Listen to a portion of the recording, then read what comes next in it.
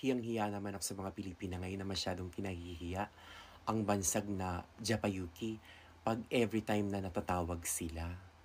Bago niya ikahiya, hindi ba ang salitang Japayuki ang dapat kinahiya kayo dahil wala pa kayo sa level niyan? Explain ko sa inyo kung ano ang Japayuki, ang roots at ang history nito. Hindi niyo ba alam na ang kinahihiya ninyong Japayuki ay namamagpag sa entablado ng malalaking teatro, malalaking clubs o cabaret dito sa Japan? Nagpapakita ng galing sa kanta at sa sayaw?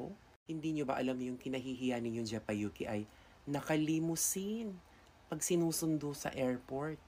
At hotel accommodation, hindi nakatira kung saan saang apartment. At pag-uwi ng Pilipinas, dancer ng mga sikat na grupo sa TV. Dancer ni Vilma, dancer ni Alma, dancer ni Maricel Soriano, at dancer ni Sharon Cuneta. At mga dancer na rin ni Kuya Germs sa